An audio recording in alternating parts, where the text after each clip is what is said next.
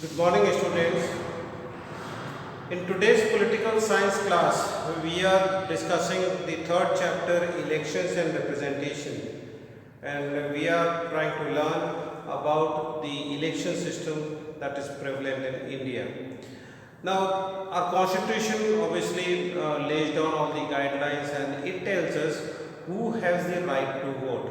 Okay, two basic questions about elections, that who can contest elections and who can vote in those elections. So let us see what the Indian constitution says about this. And universal franchise. Now, universal adult franchise, in fact, that is the complete description, and that is what you need to understand what this word means, universal adult franchise. Okay, universal, you understand, it means everyone, all, everyone. That is the meaning of universal. Adult, in different countries it has got different meaning. In India today, if we talk about in today's context, then in India, person who is 18 years and above is considered adult. Okay, so here if you are talking about in Indian case, then adult would be an 18-year plus person, male or female. Okay, franchise, it is not an English word, it is now used in English, but it is basically a Latin word, and this means right to vote. Okay, initially when democracy, we saw that after the French Revolution, when France became a democratic country, universal adult franchise was not there. In those days, it used to be limited franchise. Limited franchise means that people had the right to vote, but not every person, every adult did not have the right to vote. Initially, as we learned in French Revolution, that right to vote was given to people above the age, of a certain age, but who had property, who were wealthy. People who, even men, I am talking about men, okay, not women. Women did not have the right to vote then. Okay, only men were given the right to vote. And even among that men category, not all men were given the right to vote, only those men who obviously gave a certain amount of tax, they only had the right to vote. Okay, but in Indian constitution, constitution makers, they believe that every adult in India, whether male or female, whether literate or poor or illiterate, everyone should get the right to vote. So right from day one, when our Indian constitution came into force, when the first elections in India were held after 1950, in 1951, okay, we see that all persons, all adults have had the right to vote. In most of the constitution, that has not been the case. First, the right to vote was given to men, and not that to all men. Like in America, we see that it was not given to Afro-Americans. Okay, and in France, we saw that it was not given to women and poor men. But in India, oh, but their times were different, our times were different. We got independence in 1947, so that was a fairly modern times for democracy. And in India, every adult, but till 1989, initially in India, 21 years was the age. So any person who was 21 years or above the age of 21 years was considered adult. Till 1989. Okay, so till 1989, 21 years was considered as adult. Okay, but after 1989, there was an amendment that was done in the constitution, and the age of voting was reduced from 21 and it came down to 18. So today it is the 18 years and above, which is the age for voting. So this has in 1989 reduced the eligibility age to 18. Constitution में amend करके जो पहले 21 years होती थी उसे amend करके इसे घटाकर 18 ईयर्स कर दिया गया. Okay, many people thought that and many think so today that giving the right to vote to everyone, अब कई लोग इसको सही नहीं मानते हैं, कई लोगों का मानना है कि ये गलत है. सम पीपल आर इलिटरेट, उन्हें समझ ही नहीं है हमारे इलेक्शन सिस्टम की, तो उनको राइट टू वोट देना सही नहीं था। But our constitution make us believe that every person is sensible enough to choose his or her representative. वो इलेक्शन में उतना समझदार होता है कि वो अपना रिप्रेजेंटेटिव चुन सके, उसे पता होता है कि उसके कॉन्स्टिट्यूंसी के लिए कौन सही है कौन गलत है, और वो सही डिसीजन ले सकता है। इसके लिए कोई प्रॉपर एजुकेशन की ज़रूरत नहीं है। तो वो अगर इलिटरेट है, पढ़ा लिखा नहीं है, फिर भी वो वोट सोच समझ कर दे सकते हैं, ऐसा कॉन्स्टिट्यूशन मेकर्स का मानना था। Some still believe that every person has got the right to vote in India. ये सही नहीं है, सभी लोगों को नहीं मिलना चाहिए था। कई लोगों को समझ ही नहीं है बिल्कुल इलेक्शन सिस्टम की, वो जानते ही नहीं है कि कैसे क्या होता है, कैसे गवर्नमेंट बनती है, कैसे रन होती है। तो ऐसे लोगों को वोटिंग राइट देने का कोई ज़्यादा फायदा नहीं है। In fact they are misusing their right to vote. So giving the right to vote to everyone irrespective of educational qualification was not right. Illiterate लोगों को वोटिंग राइट देना सही नहीं था। Okay, citizens as equal in the matter of deciding what is good for the society, the country and for their own constituencies. लेकिन constitution makers को में believe थी कि नहीं, इंडिया के लोग डिसीजन अपना ले पाएंगे और इसके लिए लिटरेट होने की ज़रूरत नहीं है।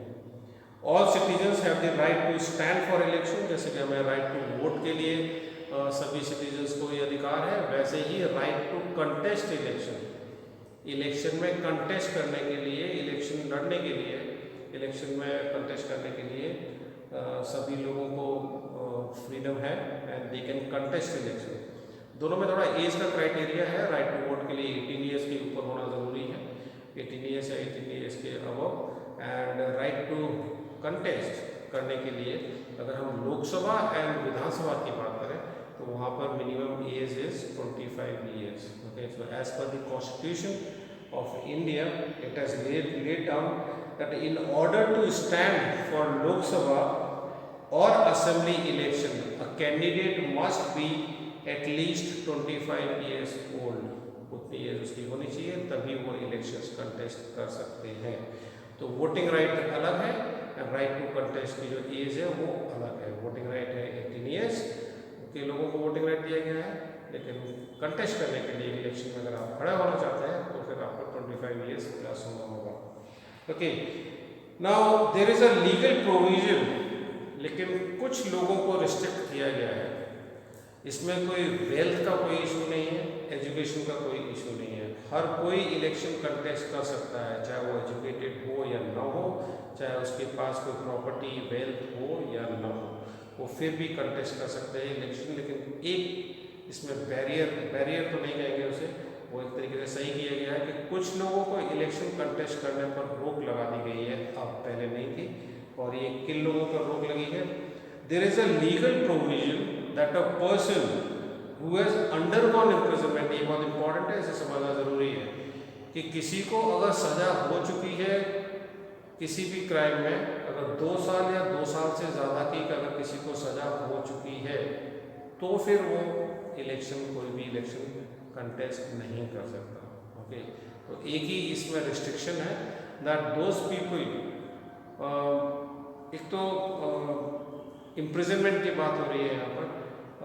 कई लोगों को केस चलता है एंड केस सॉल्व नहीं हो पाता, फिर भी वो 2 साल से ज़्यादा जेल में रह लेते हैं, फिर बाद में पता चलता है कि नहीं उन्होंने कोई क्राइम नहीं किया था, उन्हें छोड़ दिया जाता है। तो ऐसे लोगों को नहीं, जिनको सज़ा सुना दी गई है, जो कि 2 साल से ज़्यादा सज़ा काट चुके हैं, उन लोगों के लिए, ओके, जिन्हें गिल्टी साबित कर दिया गया कोर्ट में, जिनको दोषी पाया गया है, उन लोगों के लिए रिस्ट्रिक्शन है that anyone who has undergone imprisonment for 2 or more years for some offence is disqualified from contesting elections. Okay, ऐसे लोगों को elections contest करने की इजाज़त नहीं है। Okay, but there are like Lalu Prasad, okay, now he cannot contest elections, वो सज़ा काट चुके हैं, उन्हें सज़ा हो रखी है, तो वो इलेक्शंस जेल से छूटने के बाद भी इलेक्शंस नहीं लड़ पाएंगे।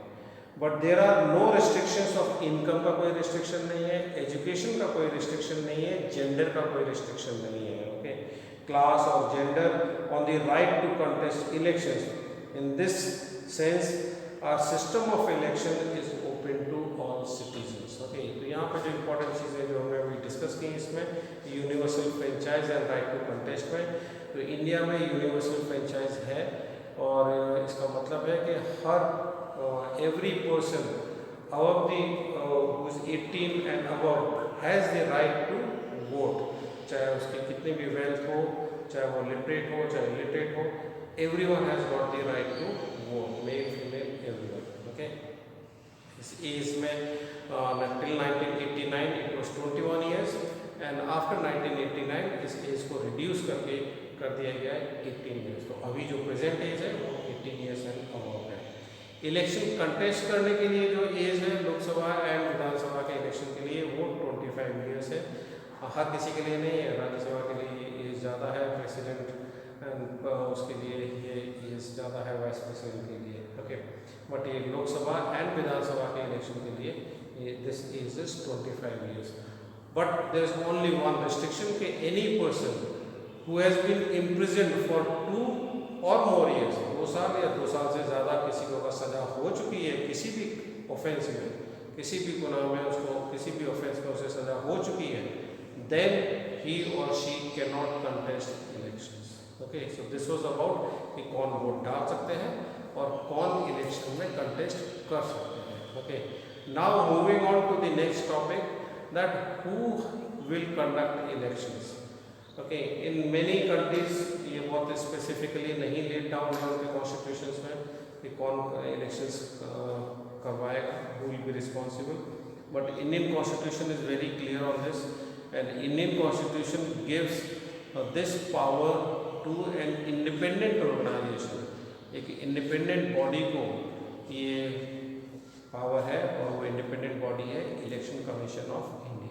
So Election Commission of India has the right to obviously make all arrangements and to conduct elections in India। तो free and fair elections कराना ये जिम्मेदारी है Election Commission of India की। आर्टिकल 324, ये आर्टिकल याद रखना है, आर्टिकल 324 ऑफ द कॉन्स्टिट्यूशन, और ये बताता है, इसमें ये पावर दिए गए हैं। Article 324 of the Indian Constitution provides for an independent election commission।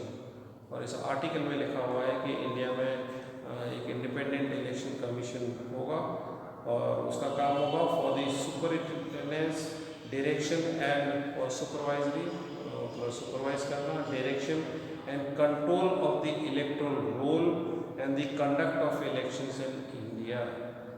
In short, elections को कंडक्ट करने की सारी जिम्मेदारी इस बॉडी पर होगी which is called the election commission of India. These words in the constitution are very important and they give the election commission a decisive role in virtually everything to do with election. Election से election की date को announce करना, कब voting होगी, कैसे voting होगी, कब counting होगी, कब रिजल्ट डिक्लेयर होगा, all this is under the election commission of India. ये उनकी पावर में आता है। To assist the election commission of India there is a chief electoral officer. हर स्टेट में एक चीफ इलेक्टोरल ऑफिसर होता है, वो इलेक्शन कमीशन ऑफ इंडिया को असिस्ट करता है, उसको हेल्प करता है। Okay, the election commission of India can either be a single member commission. पहले ये एक सिंगल मेंबर कमीशन हुआ करती थी। It was headed by chief election commission and एक सिंगल पर्सन जिसे गवर्नमेंट अपॉइंट करती थी एंड वो चीफ इलेक्शन कमीशन बन जाता था, लेकिन उसे रिमूव गवर्नमेंट नहीं कर सकती थी। उसे रिमूव करने का एक ही तरीका था, जैसे किसी जज को रिमूव किया जाता है, जैसे इम्पीचमेंट का जो प्रोसेस है उसी के थ्रू उसे रिमूव किया जा सकता था। लेकिन 1989 में कुछ प्रॉब्लम हुआ था एंड उस समय एक बहुत ही powerful election commission TN Seshan हुआ करते थे एंड गवर्नमेंट और उनके बीच में कुछ ज़्यादा ही प्रॉब्लम हो गया था, इसलिए गवर्नमेंट ने फिर इसे मल्टी बॉडी मतलब इस इलेक्शन कमीशन को बना दिया। और उस समय 1989 में एक इलेक्शन कमीशन के नहीं बल्कि 3 इलेक्शन कमीशन होने लगे। ओके, तो एक सिंगल इलेक्शन कमीशन की जगह 1989 में just before the 1989 general elections 2 election commissioners were appointed, making the body a multi-member. Okay, तो ये मल्टी मेंबर बॉडी हो गई। पहले एक ही मेंबर होता था, अब 3 मेंबर होने लगे इसमें। लेकिन इलेक्शन के बाद इसे दोबारा से सिंगल मेंबर बना दिया गया, लेकिन फिर बाद में 1993 में इसको फिर से मल्टी मेंबर बना दिया गया। तो प्रेजेंटली भी एक मल्टी मेंबर बॉडी है। इसमें 3 इलेक्शन कमीशन होते हैं, इलेक्शन कमिश्नर होते हैं, in fact sorry. So 3 election commissioners are there. Only difference is that one of them is called the chief election commissioner. वो सब कुछ हेड करता है, मीटिंग और सब कुछ वो हेड होता है, लेकिन पावर इक्वल होते हैं। 3 में से एक होता है चीफ इलेक्शन कमिश्नर, बाकी 2 इलेक्शन कमिश्नर्स होते हैं, लेकिन तीनों के पावर्स बराबर होते हैं। ओके, तो ये अभी भी एक मल्टी मेंबर बॉडी है एंड 3 इलेक्शन इसमें कमिश्नर्स होते हैं। ओके, और इसमें केस भी हुआ था, सुप्रीम कोर्ट ने फाइनली फिर इसको डिसाइड किया and there is a general consensus, और अब ये माना जाता है कि इसका मल्टी मेंबर बॉडी होना ही सही है। Okay, the chief election commissioner presides over the election commission, इतना ही केवल उसके पास अथॉरिटी है। बाकी जो CEC है, चीफ इलेक्शन कमिश्नर, उसके और जो बाकी 2 इलेक्शन कमिश्नर्स हैं, इन तीनों के पावर्स सेम होते हैं। Okay, they are appointed by the President of India on the advice of the Prime Minister, जैसे कि नॉर्मली अपॉइंट होते हैं। प्राइम मिनिस्टर एक कुछ नाम सजेस्ट करते हैं प्रेसिडेंट को, एंड प्रेसिडेंट फिर उस पर्सन को अपॉइंट करते हैं। Okay, they are appointed by the president of India on the advice of the council of ministers. हमेशा काउंसिल ऑफ मिनिस्टर्स लिखा जाता है, बट क्योंकि काउंसिल ऑफ मिनिस्टर्स का हेड प्राइम मिनिस्टर ही होता है, तो ऑब्वियसली इसको समझना इसी तरह से कि प्राइम मिनिस्टर जो चाहते हैं वही चीफ इलेक्शन कमिश्नर्स बनते हैं। Okay, it is therefore possible for a ruling party to appoint a partisan person to the commission who might favour them in the elections. क्योंकि गवर्नमेंट उसे अपॉइंट करते हैं, तो ऐसा पॉसिबल हो सकता है कि जो रूलिंग पार्टी है, जो प्राइम मिनिस्टर है, वो किसी ऐसे पर्सन को अपॉइंट करते हैं जो शायद उन्हें फेवर करे। ऐसा तो हर जगह हो सकता है, क्योंकि चीफ जस्टिस ऑफ इंडिया को भी ऐसे ही अपॉइंट किया जाता है। ओके, बट ये इंडिपेंडेंट बॉडीज़ होते हैं, इनको कोई ऑर्डर्स नहीं लेने होते हैं प्राइम मिनिस्टर से, ये खुद डिसीजन अपने खुद लेते हैं, ये खुद ही डिसाइड करते हैं, और इन्हें फिर प्राइम मिनिस्टर निकाल भी नहीं सकते। अपॉइंट तो कर सकते हैं, बट वो निकाल नहीं सकते उन्हें। ओके, तो काफ़ी इंडिपेंडेंट होते हैं, काफ़ी पावर्स होते हैं इनके पास। इलेक्शन कमीशन इंडिया का is considered one of the most powerful election commission in the world. Election के समय इनके पास बहुत पावर होते हैं, और ये पूरा जो सिस्टम होता है वो इन्हीं के हाथ में आ जाता है, और फिर वो इलेक्शन को कंडक्ट करते हैं। सारे DM, सारी गवर्नमेंट मशीनरी, सभी इलेक्शन कमीशन के ऑर्डर्स को मानते हैं, एंड वो कंप्लीट इंचार्ज होते हैं हर चीज़ के इलेक्शंस के समय तक। Okay, so that is about election commission. We will see the details, election commission के क्या डिटेल्स हम देखेंगे, उनके क्या क्या पावर्स हैं, और उसको हम पढ़ेंगे। And election process of India में क्या क्या रिफॉर्म्स हुए हैं, क्या क्या सुधार हुए हैं, कुछ कमियां थी और इसमें कुछ रिफॉर्म्स को सुधार हुए हैं। एंड उन रिफॉर्म्स को हम जानेंगे कि इलेक्शन का जो सिस्टम है इंडिया में, उसमें किस किस तरह के रिफॉर्म्स हुए हैं। सो 2 more topics in this chapter are left.